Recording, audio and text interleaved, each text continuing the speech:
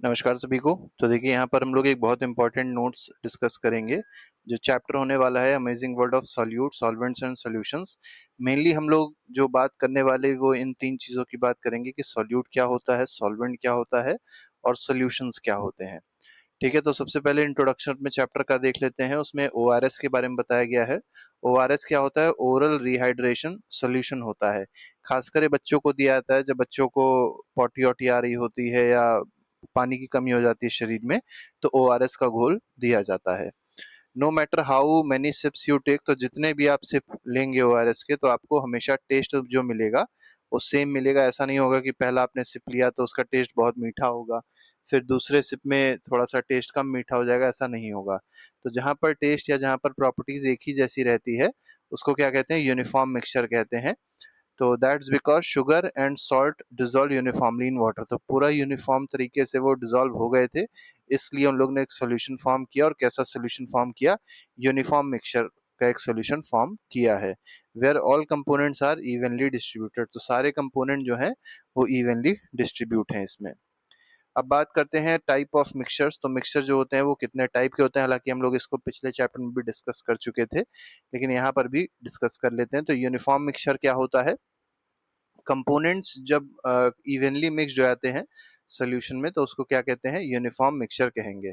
You can not see separate parts, तो अलग अलग आपको दिखाई नहीं पड़ेगा। जैसे मान लीजिए आपने वाटर लिया, इस बीकर में वाटर लिया और इस बीकर में क्या कर दिया? सॉल्ट भी और ग्लूकोज या शुगर दोनों को मिक्स कर दिया। ठीक है, अब आप ये सोचेंगे दोनों अलग अलग दिखाई पड़ेंगे, तो ऐसा नहीं है। सॉल्ट कहाँ गायब हो जाएगा, ग्लूकोज कहाँ गायब हो जाएगा, इसमें दिखाई नहीं पड़ेगा अलग अलग। तो यही इसकी प्रॉपर्टी होती है। जैसे शुगर और सॉल्ट इन वाटर, ये इसका एग्जाम्पल है यूनिफॉर्म का।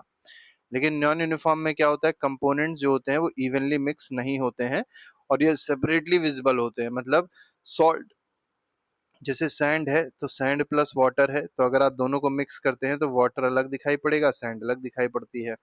ठीक है, सॉ डस्ट इन वाटर, ये भी एक इसका एग्जाम्पल है नॉन यूनिफॉर्म का। इसी को हेट्रोजीनियस भी कहा जाता है। व्हेन चॉक पाउडर और sand is mixed with water, it does not dissolve completely. देखिए यहाँ पर एक और एग्जाम्पल दिया गया है चॉक पाउडर का या सैंड का। जब इसको वाटर में डिजोल्व किया जाता है और थोड़ी देर बाद रख देते हैं तो क्या होता है? ये पूरी तरीके से डिजोल्व नहीं होता, और पूरी तरीके से डिजोल्व नहीं होगा तो क्या होगा? नीचे की ओर ये जाके बैठ जाएगा और ये नॉन यूनिफॉर्म मिक्सचर बना देगा। ठीक है, तो आगे बढ़ते हैं। अब यहाँ पर देखिए एग्जांपल्स दे दिए गए हैं डायग्राम के साथ में। Mixture of sugar salt and water, तो यहाँ पर आपको जो डायग्राम दिया है इसमें क्या है? वाटर है, ठीक है, शुगर है और तीसरा क्या है? सॉल्ट है। ठीक है, तो ये तीन चीजें हैं, तो एक ऐसा मिक्सचर बन रहा है, यूनिफॉर्म मिक्सचर बन रहा है, क्योंकि तीनों पूरी तरीके से घुल जाएंगे। लेकिन अगले में क्या दिया गया है? अगले में दिया गया सैंड और वाटर है। ठीक है, सैंड और वाटर का मिक्सचर है यहाँ पर। और दूसरा सॉ डस्ट और वाटर का मिक्सचर है। तो यहाँ पर आप देख सकते हैं यहाँ पर एक कंपोनेंट ज्यादा है और बाकी में कंपोनेंट वाला दिखाई नहीं पड़ रहा है। यहाँ पर आप देखेंगे एक कंपोनेंट यहाँ ज्यादा है और अंदर आप देख सकते हैं कंपोनेंट ये कम हो गया, मतलब सॉ डस्ट कम हो गई। इसका मतलब यूनिफॉर्म मिक्सिंग नहीं हुई है। कैसा मिक्सचर हो जाएगा? नॉन यूनिफॉर्म मिक्सचर होगा। इसको हेट्रोजीनियस मिक्सचर भी कह सकते हैं। ठीक है, आगे बढ़ते हैं, अगले उस पे आते हैं टॉपिक पे। अभी हमारा टॉपिक मेन स्टार्ट होता है। इसमें कहा गया है सॉल्यूट, सॉल्वेंट और सोल्यूशन। तो पहले डिस्कस करेंगे सोल्यूशन क्या होता है। यूनिफॉर्म मिक्सचर ऑफ टू और मोर सब्सटेंसेस, तो दो या दो से अधिक सब्सटेंस का जो यूनिफॉर्म मिक्सचर होता है। बात याद रखिएगा, यूनिफॉर्म मिक्सचर होना जरूरी है। तो अगर दो या दो से अधिक सब्सटेंसेस का यूनिफॉर्म मिक्सचर है तो उसको क्या कहेंगे? हम लोग सोल्यूशन कहेंगे।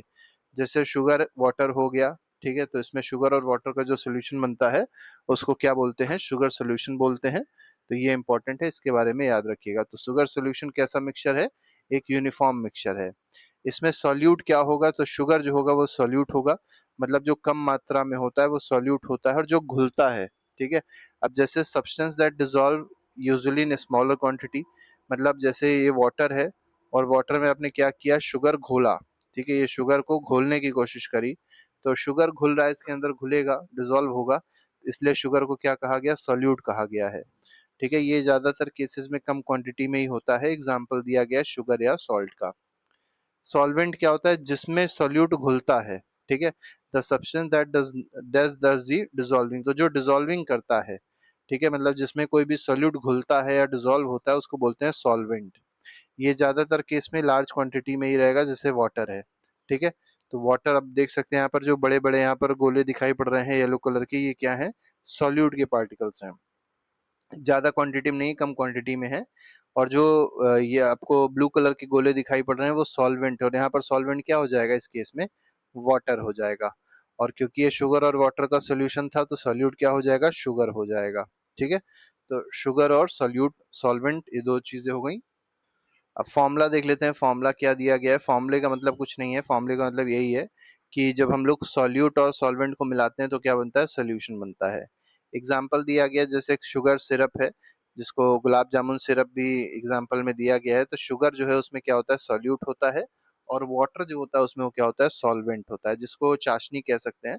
तो चाशनी आपको पता होगी किससे बनती है? शुगर और वाटर से बनती है। तो शुगर को क्या लिया गया था? सॉल्यूट के रूप में लिया गया था। और वाटर को क्या लिया गया था? सॉल्वेंट के रूप में लिया गया था। और शुगर जो था वो क्वांटिटी उसकी क्या थी? हाई थी, ठीक है। तो क्वांटिटी हाई थी, इसका मतलब ये है कि घोला तो गया है, जो चीज घोली जाएगी वो सॉल्यूट ही होगी। क्वांटिटी कभी कभी हाई भी हो सकती है, और ज्यादातर केसेस में वो कम ही क्वांटिटी में लिया जाता है। गैसियस सॉल्यूशन की बात अगर करी जाए तो even gases can form solutions. जो गैस होती हैं वो भी सॉल्यूशंस फॉर्म कर सकती हैं, और एक बहुत इंपॉर्टेंट सॉल्यूशन दिया है गैस का, जिसको कहते हैं एयर, ठीक है। इसमें सॉल्वेंट क्या है? मतलब जो ज्यादा क्वांटिटी में है वो नाइट्रोजन है। आपको पता होगा एयर में जो नाइट्रोजन होती है अप्रोक्सीमेटली 78% होती है। तो ये एक तरीके से किसका काम कर रही है? सॉल्वेंट का काम कर रही है। और सॉल्यूट क्या है? मतलब इसके अंदर और कौन कौन सी गैसेज इन्वॉल्व हैं या मिली हुई हैं? तो ऑक्सीजन हो गई, कार्बन डाइऑक्साइड हो गई, आर्गन हो गई, ये इसमें मिली हुई है, तो ये क्या हो जाएंगी? सॉल्यूट्स हो जाएंगी। सॉल्युबिलिटी क्या होती है? सॉल्युबिलिटी कौन सी प्रॉपर्टी होती है? How much solute can dissolve, मतलब कोई भी सॉल्वेंट जो है, ठीक है, कोई भी सॉल्वेंट है कितने अमाउंट ऑफ सॉल्यूट को डिसॉल्व कर सकता है, ठीक है, कितने अमाउंट ऑफ सॉल्यूट को डिसॉल्व कर पाएगा, उसको क्या कहेंगे? सॉल्युबिलिटी कहेंगे। इसके लिए पहले एक एक्टिविटी देख लेते हैं, keep adding salt to glass of water until it stops dissolving. मतलब हम लोग को क्या लेना है? ग्लास ऑफ वाटर जैसे दिया है ऐसा कोई ग्लास ऑफ वाटर ले लेना है, और इसके अंदर शुगर को डिसॉल्व करना है, मतलब शुगर डालते हैं ना, उसको घोलते आना है। आपको एक ऐसी लिमिट दिखाई पड़ेगी कि उसके बाद जब आप और शुगर डालेंगे तो वो उसमें घुलेगा ही नहीं। तो उस लिमिट को क्या कहते हैं? कि मतलब वो सॉल्युबिलिटी वहीं पे उसकी खत्म हो गई, उससे ज्यादा सॉल्युबिलिटी उसके नहीं है। तो यहाँ पर दिया हुआ है एट फर्स्ट सॉल्ट डिजोल्व, पहले सॉल्ट डिजोल्व हो जाएगा। तो इसका मतलब जो सोल्यूशन था वो कैसा सोल्यूशन था? अनसैचुरेटेड था।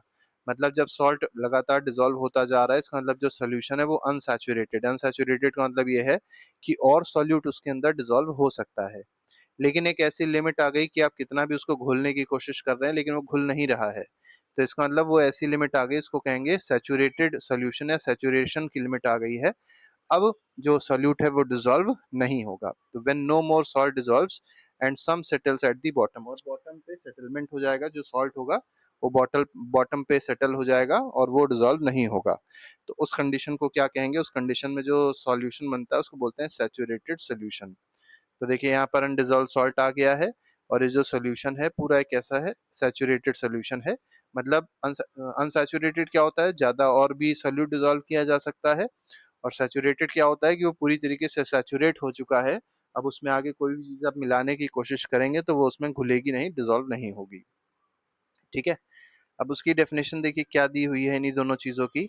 तो अनसैचुरेटेड सोल्यूशन में दिया गया can still dissolve more solute at that temperature, मतलब सेम टेम्परेचर पे, जिस टेम्परेचर पे हम लोग शुरुआत में डिसॉल्व कर रहे थे किसी सब्सटेंस को, तो अगर और ज्यादा सोल्यूट को डिसॉल्व कर सकते हैं उसी टेम्परेचर पे तो उस ऐसे सोल्यूशन को कहेंगे अनसैचुरेटेड सोल्यूशन। इसमें एग्जांपल है few spoons of salt in water, तो कुछ स्पून्स ऑफ सॉल्ट लिया गया, उसको वाटर में घोल दिया गया और वो घुलता रहेगा, तो वो क्या है? अनसैचुरेटेड सोल्यूशन है। लेकिन सैचुरेटेड सोल्यूशन क्या होता है? Can not dissolve any more solute at that temperature, मतलब सेम टेम्परेचर रखा था और आप और ज्यादा सोल्यूट डिजोल्व करने की कोशिश कर रहे हैं लेकिन वो नहीं घुल रहा है, इसका मतलब वो सैचुरेशन की स्टेज पे आ गया है, सैचुरेशन पॉइंट पे आ चुका है। तो ऐसे सोल्यूशन को कहेंगे सैचुरेटेड सोल्यूशन। तो एक्स्ट्रा सॉल्ट सेटल्स डाउन, तो एक्स्ट्रा सॉल्ट जो होता है वो नीचे सेटल डाउन कर जाता है। आगे बढ़ते हैं, कंसेंट्रेशन ऑफ सोल्यूशन का मतलब क्या होता है? It depends on amount of solute in a fixed amount of solvent, तो कितना सोल्यूट यूज किया हुआ है एक फिक्स्ड अमाउंट ऑफ सॉल्वेंट में, उसको क्या कहते हैं? सोल्यूशन का कंसेंट्रेशन कहा जाता है। अब डाइल्यूट सोल्यूशन जो होगा वहां पर आप देखेंगे तो स्मॉल अमाउंट ऑफ सोल्यूट होगा, जहां पर कम सोल्यूट है लेकिन सॉल्वेंट ज्यादा है उसको डाइल्यूट सोल्यूशन कहा जाएगा। और जहाँ पर सॉल्यूट ज़्यादा है और सॉल्वेंट थोड़ा-सा कम मात्रा में है, उसको कंसंट्रेटेड सॉल्यूशन कहेंगे, ठीक है? जैसे एग्जांपल दिया गया 1 spoon salt in 100 ml of water, ठीक है? तो 1 चम्मच नमक लिया गया और उसको 100 ml ऑफ वाटर में मिलाया गया तो वो डाइल्यूट सॉल्यूशन बना। लेकिन 4 स्पून नमक लिया गया, उसको भी सेम अमाउंट ऑफ वाटर मिलाया गया तो वो कंसंट्रेटेड बन गया। तो ये दोनों बातें याद रखिएगा। Effect of temperature on solubility. तो सॉल्युबिलिटी का टेम्परेचर पे क्या इफेक्ट पड़ता है, तो देखिए आपको बता देते हैं। जैसे जैसे टेम्परेचर आप बढ़ाएंगे सॉल्युबिलिटी भी क्या हो जाती है, इंक्रीज हो जाती है, ठीक है? एक्सपेरिमेंट किया गया बेकिंग सोडा इन वाटर का। Dissolve baking soda in water है 20 डिग्री सेल्सियस। तो देखिए वाटर लिया गया है इस बीकर में और वाटर का जो टेम्परेचर है वो 20 डिग्री सेल्सियस है और बेकिंग सोडा एक केमिकल है, उसको मिलाने की कोशिश करी गई है। अभी क्या देखा गया कि कुछ सॉल्ट ऐसा था, कुछ बेकिंग सोडा ऐसा था जो अभी भी अनडिजोल्व था। लेकिन फिर क्या किया, नीचे बर्नर लगा दिया और टेम्परेचर को बढ़ा दिया, 50 डिग्री सेल्सियस कर दिया। तब क्या देखा गया, जो सॉल्ट था वो ज्यादा डिजोल्व हो गया उसमें, मतलब बहुत कम अमाउंट में बचा रह गया। फिर और टेम्परेचर बढ़ाया गया, 70 डिग्री सेल्सियस तक टेम्परेचर कर दिया गया, तो ज्यादा सॉल्ट डिजोल्व हो गया। तो इस तरीके से जैसे जैसे हम टेम्परेचर बढ़ाते हैं सॉल्युबिलिटी जो होती है वो बढ़ जाती है। वही चीज ऑब्जर्वेशन में देखी गई, as temperature increases solubility increases, ठीक है? A saturated solution at lower temperature becomes unsaturated when heated। देखिए अभी हमने आपको अनसैचुरेटेड सोल्यूशन बताया था कि एक ऐसा सोल्यूशन होता है जो किसी पर्टिकुलर टेम्परेचर पे और सोल्यूट को डिसॉल्व नहीं कर सकता। लेकिन अगर मान लीजिए कहा जाए कि अनसैचुरेटेड, मतलब सैचुरेटेड, ये सैचुरेटेड की बात हो रही है, ऐसा सोल्यूशन होता है जिसमें और हम लोग सोल्यूट को डिसॉल्व नहीं कर सकते हैं। लेकिन अगर कहा गया है सैचुरेटेड को अनसैचुरेटेड में कन्वर्ट करना है तो कैसे कर पाएंगे? तो यही तरीका है कि टेम्परेचर को बढ़ा दिया जाए, क्योंकि टेम्परेचर जब बढ़ा देते हैं तो क्या होता है, सॉल्युबिलिटी बढ़ जाती है। आगे बढ़ते हैं, ट्रेडिशनल साइंस कनेक्शंस इसमें क्या क्या हैं, क्या क्या चीजें हम लोग को पहले से देखने को मिलती है। तो आयुर्वेद और सिद्ध में देखने को मिलता है water, milk, oil, ghee were used as solvents to make herbal medicine. तो पहले क्या होता था, हर्बल मेडिसिन बनती थी और उसमें ऑयल यूज होता था, वाटर यूज होता था, मिल्क यूज होता था, घी यूज होता था, जिससे हर्बल मेडिसिन बनाई जाती थी। This shows our ancient understanding of solubility. और इससे पता चलता है कि हमारे जो पूर्वज थे उनको भी सॉल्युबिलिटी के बारे में अच्छी खासी नॉलेज थी। एक बहुत ही इंपॉर्टेंट साइंटिस्ट के बारे में बताया गया जिनका नाम है असीम या असीमा चैटर्जी। इनके बारे में थोड़ा सा देख लेते हैं। Famous for her research on medicinal plants. तो इन्होंने मेडिसिनल प्लांट्स पे बहुत सारे रिसर्च करी थी। इन्होंने anti malarial, anti epileptic drugs बनाए हैं। First Indian women to receive Shanti Swarup Bhatnagar award. बहुत इंपॉर्टेंट ये टर्म याद रखिएगा। एक अवार्ड है, बहुत बड़ा अवार्ड होता है, साइंस की फील्ड में दिया जाता है और ये पहली वुमेन थी जिनको दिया गया था। इनका नाम क्या है, असीमा चैटर्जी है, ठीक है? Used solvents and solution to extract chemicals from the plants. तो प्लांट से केमिकल्स को इन्होंने एक्सट्रैक्ट किया था और इस तरीके से आगे अपना काम किया। Solubility of gases in water. Gas की सॉल्युबिलिटी कैसी होती है वाटर में, उसको देख लेते हैं। तो ऑक्सीजन जैसे है ये वाटर में डिसॉल्व हो जाती है। ये एसेंशियल होती है फिश के लिए, एक्वाटिक लाइफ के लिए एसेंशियल होती है। गैस की सॉल्युबिलिटी जो होती है वो टेम्परेचर के साथ डिक्रीज होती है, मतलब टेम्परेचर जब आप बढ़ाते हैं तो सॉल्युबिलिटी जो होती है वो डिक्रीज हो जाती है। किस केस में? गैस के केस में। बात याद रखिएगा। लिक्विड के केस में उल्टा होता है, टेम्परेचर बढ़ाते हैं लिक्विड का, सॉल्युबिलिटी इंक्रीज होती है, लेकिन गैस के केस में सॉल्युबिलिटी डिक्रीज हो जाती है। तो कोल्ड वाटर में ज्यादा ऑक्सीजन होती है, इसीलिए वो एक्वाटिक लाइफ के लिए ज्यादा हेल्दी है। लेकिन वार्म वाटर में क्या होता है, ऑक्सीजन कम हो जाती है तो वो फिश के लिए या एक्वाटिक लाइफ के लिए हार्मफुल होता है warm water. Floating and sinking, ये डेंसिटी का कॉन्सेप्ट है कि कोई चीज फ्लोट कब करेगी, कोई चीज सिंक कब करेगी। तो जैसे आपने देखा होगा राइस हस्क जो होता है फ्लोट करता है, राइस जो होती है, चावल का दाना जो होता है वो डूब जाता है। क्यों ऐसा होता है? डेंसिटी की वजह से। देखिए फ्लोट इसलिए कर रहा है क्योंकि इसकी जो डेंसिटी है वो वाटर से क्या है, फ्लोट कर रहा है तो कम है, और राइस की डेंसिटी जो है वाटर से ज्यादा है, इसलिए वो नीचे डूब गया। तो पहले तो हम समझ लेते हैं डेंसिटी होती क्या है।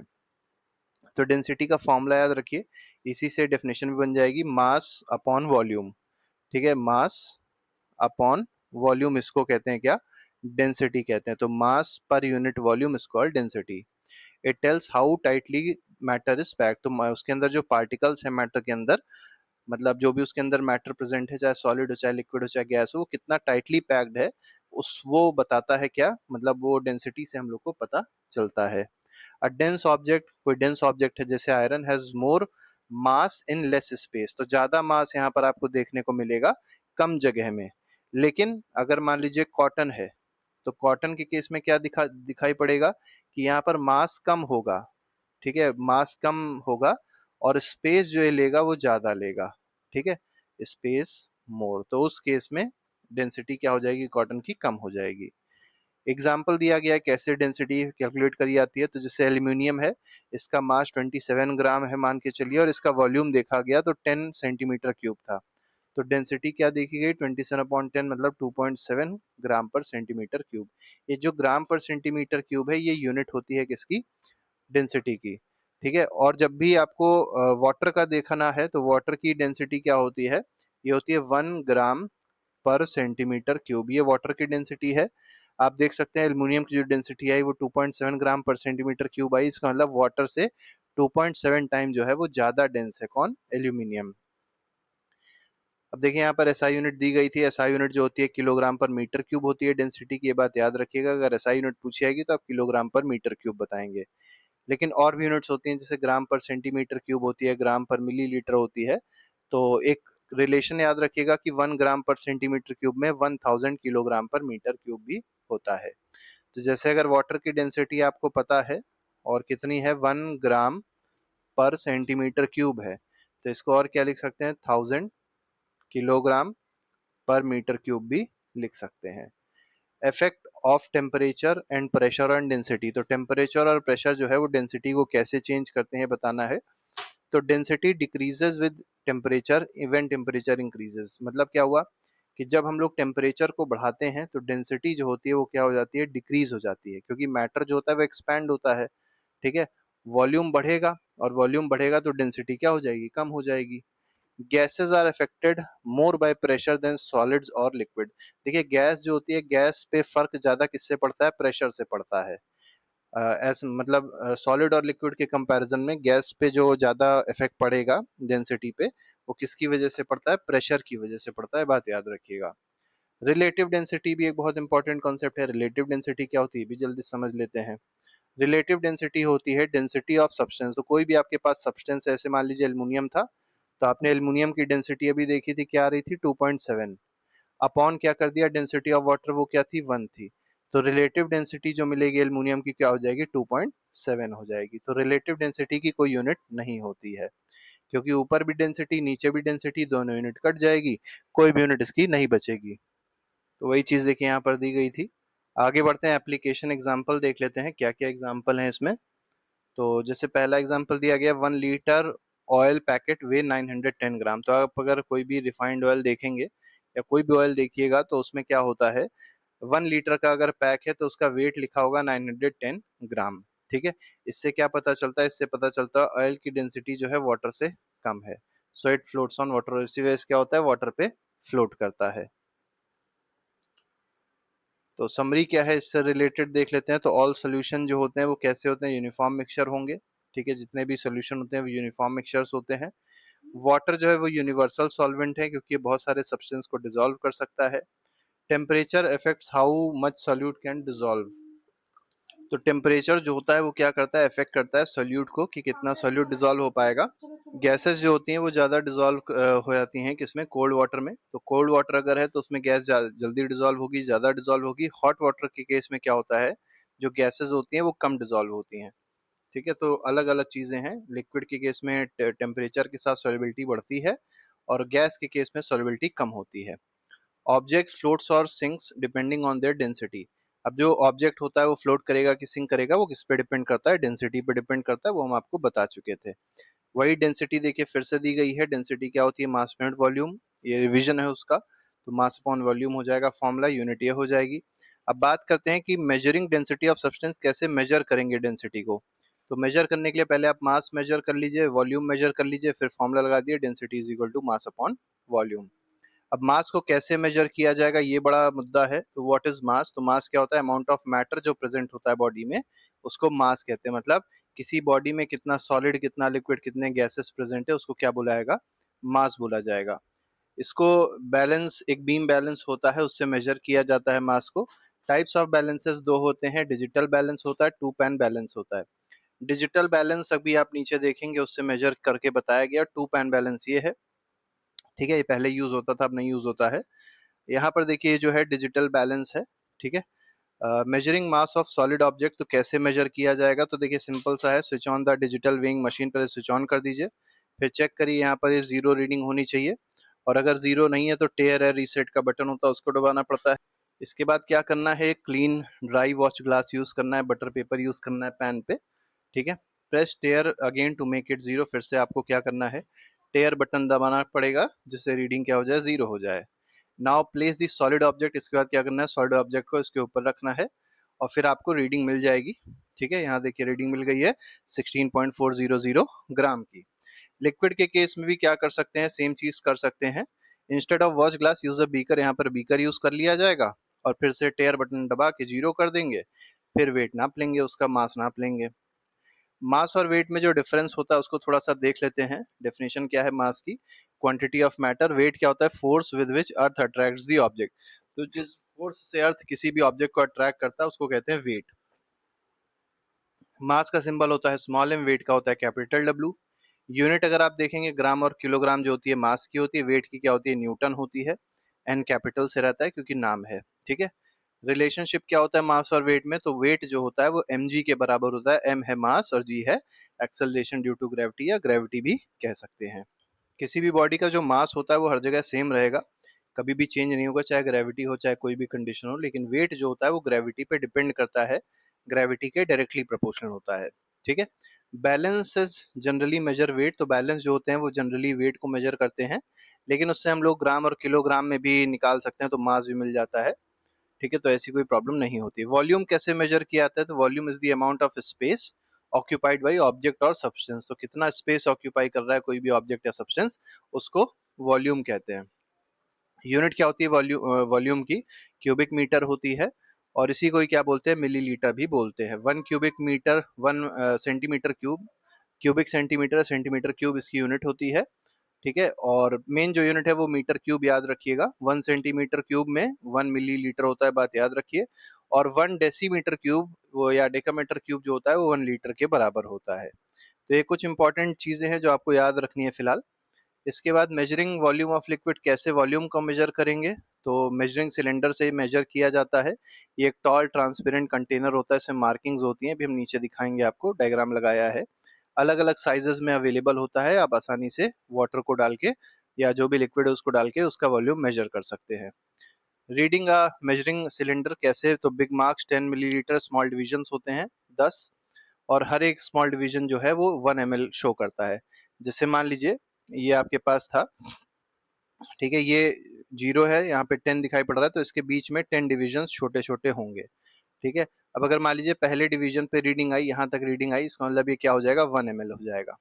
तो इस तरीके से आप आसानी से मेजर कर सकते हैं। तो सबसे छोटी जो वैल्यू है, जो सबसे छोटी वैल्यू आप वॉल्यूम को मेजर कर सकते हैं वो 1 ml होगा।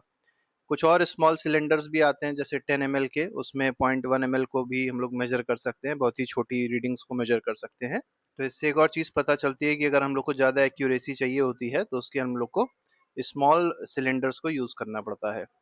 एक्टिविटी दी गई है मेजरिंग 50 ml ऑफ वाटर, तो कैसे मेजर किया गया है, तो देखिए वाटर डाला गया है 50 ml इसमें, और फिर यहाँ पर आप देख सकते हैं एक मिनिस्कस इस तरीके का बन रहा है, कॉनकेव टाइप का।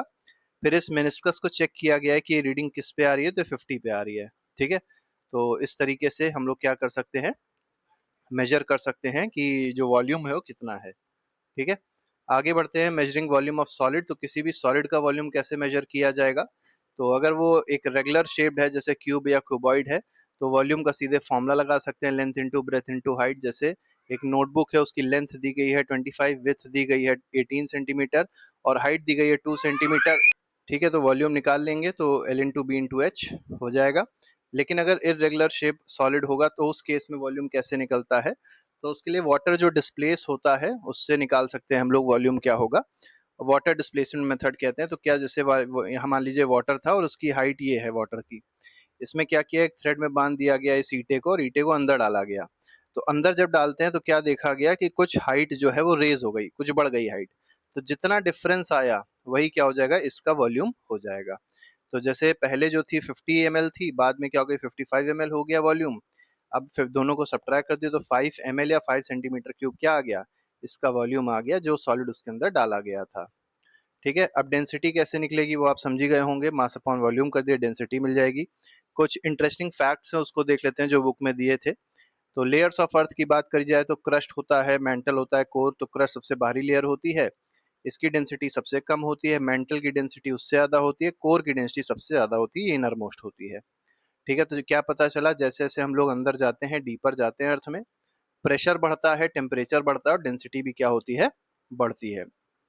Ancient use of density in daily life.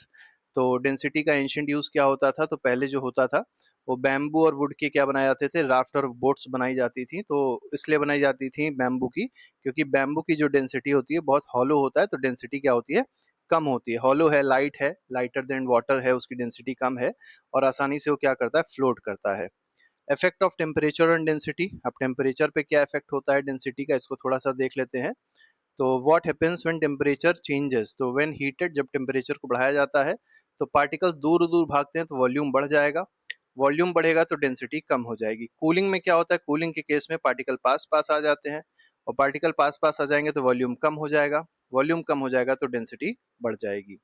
ठीक है, तो ये दोनों केस याद रखिएगा। टेम्परेचर बढ़ाने पे डेंसिटी क्या हुई, कम हुई। टेम्परेचर कम करने पे डेंसिटी क्या हो गई, बढ़ गई। ठीक है, since mass stage constant, increase in volume means decrease in density. अब क्योंकि मास कांस्टेंट रहता है तो वॉल्यूम ही है जो वो डिसाइड करती है कि डेंसिटी क्या होगी। एग्जाम्पल दिया गया हॉट एयर बैलून का। ठीक है, इसको आप यहाँ पर देख सकते हैं। यहाँ पर डेंसिटी कम होती है, इसकी वजह से ये cooler rises in cooler air में वो राइज कर जाता है, क्योंकि एयर से उसकी डेंसिटी कम हो जाती है। अब आते हैं effect of pressure on density. अब प्रेशर किस तरीके से डेंसिटी को चेंज करता है। जैसे गैस की बात करी जाए तो स्ट्रॉन्ग इफेक्ट, ज़्यादा इफेक्ट पड़ता है प्रेशर का गैस पे। इंक्रीजिंग प्रेशर कॉम्प्रेस गैसेस, तो अगर प्रेशर इंक्रीज करते हैं तो गैस को कॉम्प्रेस कर देगा। वॉल्यूम कम हो जाएगा, डेंसिटी क्या हो जाएगी, बढ़ जाएगी। लिक्विड के केस में प्रेशर का कोई खास इफेक्ट नहीं पड़ता है, सॉलिड के केस में बिल्कुल भी इफेक्ट नहीं पड़ता है। और लिक्विड में क्यों नहीं इफेक्ट करता, क्योंकि नियरली इनकम्प्रेसिबल है, छोटा ही चेंज यहाँ पर देखने को मिलेगा। सॉलिड के केस में क्या होता है, बहुत ही टाइटली पैक्ड होते हैं, तो यहाँ पर कोई भी चेंज नहीं होता है। आगे बढ़ते हैं। Why does ice floats on water. अब आइस जो है वाटर पे क्यों फ्लोट करती है, तो वाटर जो है, वाटर की डेंसिटी मैक्सिमम होती है 4 डिग्री सेल्सियस पे। जब वाटर को व्हेन कूल्ड बिलो दिस, जब इससे और ज्यादा कूलिंग करी जाती है तो एक्सपैंड करता है और फ्रीजेस टू आइस, और ये क्या करता है, फ्रीज हो जाता है, आइस बन जाता है। तो आइस जो है वो ज्यादा वॉल्यूम ऑक्यूपाई करती है देन लिक्विड वाटर। ठीक है, इसका मतलब क्या हुआ कि डेंसिटी जो होती है आइस की वो कम होती है एज कम्पेयर टू वाटर। तो वाटर ज्यादा डेंस है, इसी वजह से आइस जो है वो क्या करती है, फ्लोट होती है। आप यहाँ पर देख सकते हैं। इंपॉर्टेंस क्या है, इंपॉर्टेंस ये है, the floating ice layer insulates water below. तो नीचे का जो वाटर होता है वो उतना ज्यादा ठंडा नहीं हो पाता है, उसका इंसुलेशन एक तरीके से बना रहता है, allowing fish and aquatic life to survive. और इस वजह से एक्वेटिक लाइफ और फिश जो होती है सर्वाइव कर पाती हैं। यहाँ पर आपको एक एग्जाम्पल दिया गया है अंडे का। और raw egg sinks in plain water because density of egg is greater than density of water. तो अंडे की डेंसिटी प्योर वाटर से ज्यादा होगी तो अंडा नीचे डूब जाएगा। लेकिन अगर सॉल्ट मिला दिया गया तो क्या कर दिया गया हम लोग ने, कि वाटर की डेंसिटी बढ़ा दी। अब उस केस में क्या होगा, वाटर की डेंसिटी बढ़ गई, अंडे की डेंसिटी कम रहेगी, उससे कम रहेगी, तो अब अंडा क्या करेगा, फ्लोट करेगा। ठीक है, तो वही चीज यहाँ पर दी गई है। ये एक इंपॉर्टेंट एग्जाम्पल था जिसको आप मेंशन कर सकते हैं डेंसिटी के केस में। तो इस तरीके से पूरे चैप्टर के नोट्स थे जो हम लोग ने डिस्कस किए। इसके अलावा हर एक चैप्टर के जो नोट्स हैं वो प्लेलिस्ट में लगे हैं, उसको आप जाके देख सकते हैं, अपना रिविजन अच्छे से कर सकते हैं। अभी के लिए फिलहाल नहीं, thank you very much, goodbye, जय हिंद।